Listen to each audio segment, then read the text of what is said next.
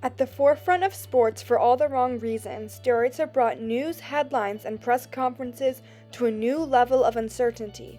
Now, as many have read endless articles about doping during the Olympic Games or watched bodybuilding documentaries on streaming platforms that highlight the abuse of steroids, the true deficits and tolls of steroids are becoming widely known in the United States and around the world. When discussing steroids and doping, it is important to define what exactly this loose term may mean in the context of drugs in recent history. To some, steroids may be a helpful substance after a long hospital stay, but now, after the popularization and many investigations surrounding the drug, steroid abusers have implanted a negative context impacting the many people who use steroids for legitimate health reasons. One of the main factors in controlling and stopping the abuse of steroids is the World Anti-Doping Agency. The World Anti-Doping Agency was founded in 1999 in response to a major doping scandal that took place in cycling. Ever since, the World Anti-Doping Agency has had the mission of creating an equitable sports environment for all. The World Anti-Doping Agency's influence is international, as it was the inspiration for the first World Conference on Doping that took place in 1999. The conference was held with the International Olympic Committee in Switzerland. To understand the significance of the World Anti-Doping Agency, there must be an understanding of why steroids and doping were popularized in the first place. More specifically, in the context of sports, steroids and doping include stimulants, anabolic androgenic steroids, metabolic modulators, and peptide hormones.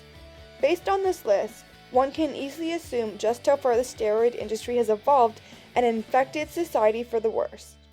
Despite the plethora of information informing athletes of the negative impacts of using steroids and doping, many athletes are still abusing these drugs, which are both illegal and dangerous. Even though some consider doping and steroids to be beneficial to athletes, whether they are amateurs or professionals, doping and steroids have many negative effects and need to be addressed. To solve the issue of widespread doping and steroid abuse, there must be reforms in enforcement and testing, changes in easy access and knowledge surrounding athletic drugs, and an increase in education surrounding doping and steroids.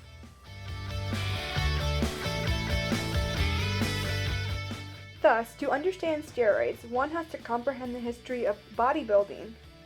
Before bodybuilding, there was a focus on general health as the style of fitness.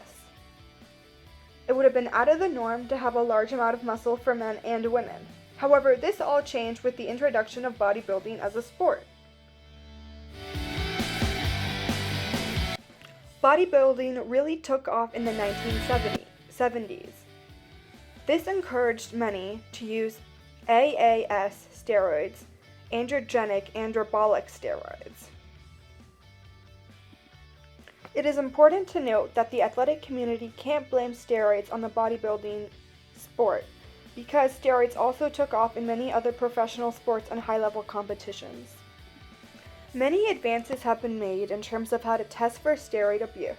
However, for anti-doping rules to be enforced to their utmost potential, reforms need to be made in terms of the human-to-human contact between athletes and doping control officers.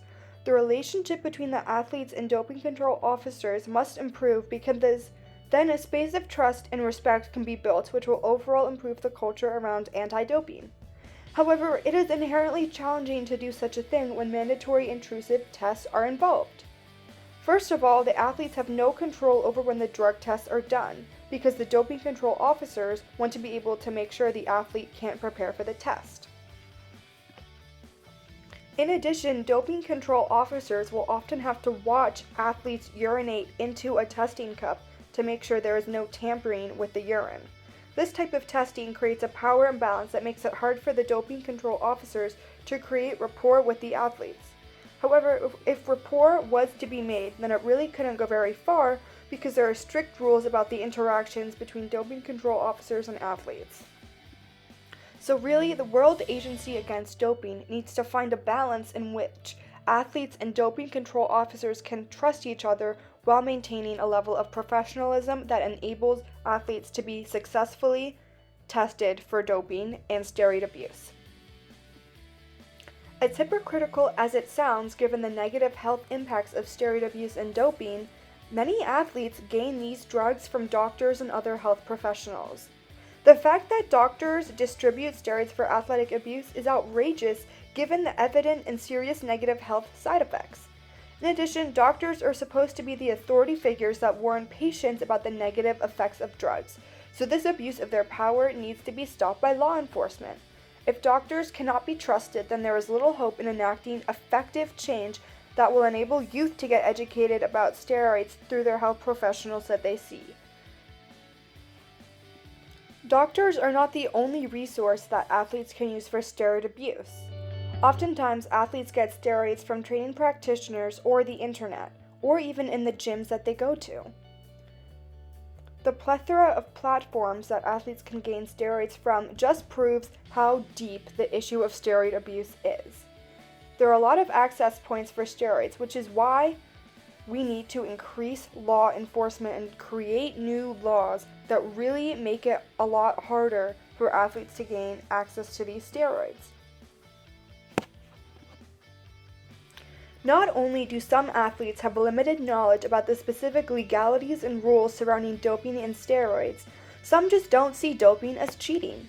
For example, many athletes see doping as a necessity in order to be the best athlete that is possible. Athletes will pair doping with rigorous training and diet to justify it, because if you are not maxing out on diet and training, then they don't see the point of doping. This creates an environment in which athletes see doping as a way of maximizing their athletic capability.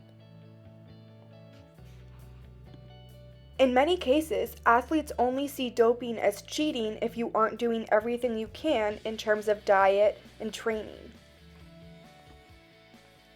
If athletes are not careful, they may easily fall victim to accidental doping, especially at higher level competitions where doping regulations are particularly in-depth and specific.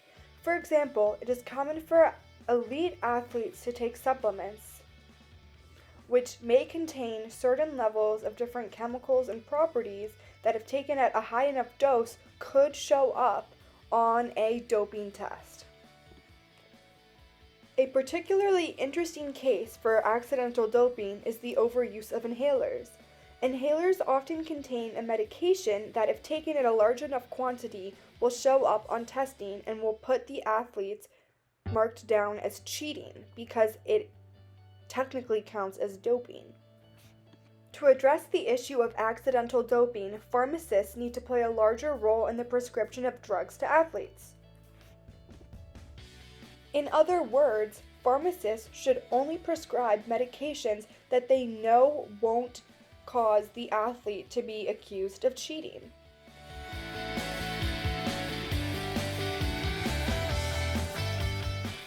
Pharmacists are not the only ones who need a crash course on steroid abuse and doping. Oftentimes, the athletes themselves who are abusing these said drugs do not know what they're getting into.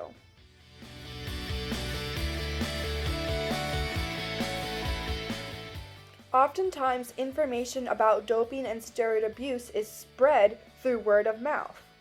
So really, there's a lot of confusion and misinformation floating around that can lead athletes astray. This is why it's so important for athletes to learn at a young age the dangers and implications of doping. I'm sure many of you are familiar with some of the physical side effects of steroid abuse. However, what's really interesting to look at is the mental side effects of doping. The abuse of steroids can lead to body dysmorphia, because without taking said drugs, athletes may feel like they aren't able to reach the perfect body. These mental crises don't only happen to men, they also happen to women. In addition, because the media is so oversaturated with these unhealthy norms about body image, it's especially easy for younger athletes to fall into unhealthy dietary patterns regarding fitness, which is why we must educate the youth about steroid abuse so they don't use steroids as a way of achieving and or maintaining unrealistic body standards. It has become clear how truly complex the issue of doping and steroid abuse is, and how unfortunately there is no one solution. It is evident that despite the efforts being taken to reduce steroid abuse and doping in sports, it is still a prevalent issue that threatens the health of too many athletes.